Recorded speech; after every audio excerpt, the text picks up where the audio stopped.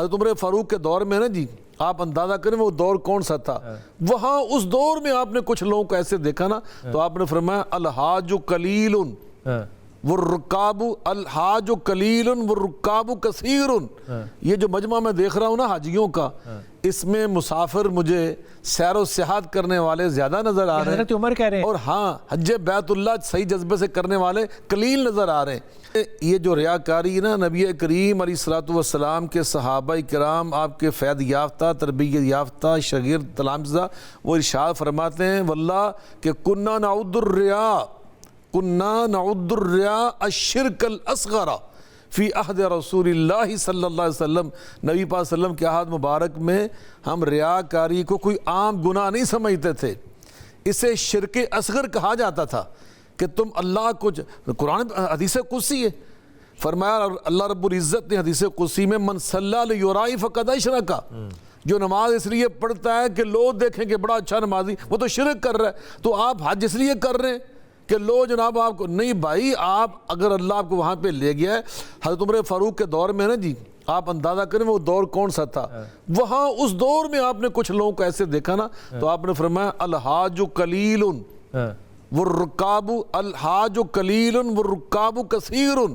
یہ جو مجمع میں دیکھ رہا ہوں نا حاجیوں کا، اس میں مسافر مجھے سیر و سیاحت کرنے والے زیادہ نظر آ رہے ہیں، حضرت عمر کہہ رہے ہیں، اور ہاں حج بیت اللہ صحیح جذبے سے کرنے والے قلیل نظر آ رہے ہیں.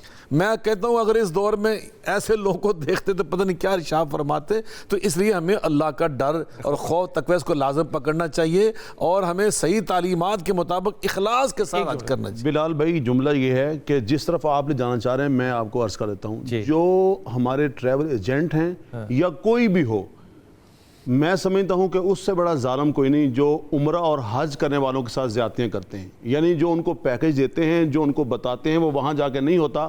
میں نے کئی دفعہ بیت اللہ کے مطاف کے اندر لوگوں کو، بوڑھوں کو، ضعیف اماؤں کو یعنی کہ بددعائیں دیتے ہوئے دیکھا ہے کہ اللہ اس کا بیڑا غرق کرے.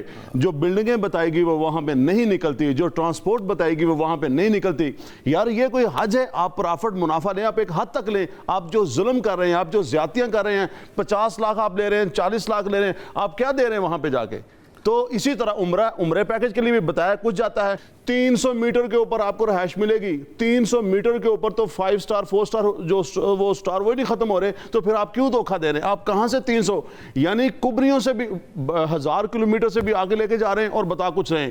یہ چیز عمرے میں بھی ہو رہی ہے، یہ حج میں بھی ہو رہی ہے. اور حضرت صاحب یہ جو ویزا عمرے کا دیتے ہیں، اس کے اوپر بلال بھائی دیکھیں وہ حقائق ہیں، ان کو پکڑنے والا کوئی نہیں، ان کو پوچھنے والا کوئی نہیں. اور یہاں سے جو بیچارے جانے والے ہیں وہ تربیت کے بغیر جا رہے ہیں، وہاں پہ جا کے جو مسائل ہوتے ہیں وہ آپ جانتے ہیں. اس آیت سے جو شاہ صاحب کہہ رہے ہیں اس سے فائدہ اٹھا رہے ہیں کہ آپ نے حج سے نفع اٹھا سکتے ہیں. آپ نہیں وہ کہتے ہیں ہم نفع اٹھا رہے ہیں. شاہ صاحب کی بات ایک منٹ وضاحت کر دوں. منافع اٹھا سکتے ہیں، دھوکہ نہیں دے سکتے. نجائز منافع بھی نہیں اٹھا سکتے. من غش فلیس منہ، نجائز منافع بھی نہیں اٹھا سکتے. نہ جھوٹ بول سکتے ہیں. تاجر کو امین بھی ہونا چاہیے، صادق بھی ہونا چاہیے. ایک تاجر کو اگر حج بیت اللہ میں آپ نے تجارت کرنی ہے تو امین بن کر، صادق بن کر، خیر خواہ بن کر، امیر بھی ہو اور امین بھی ہو.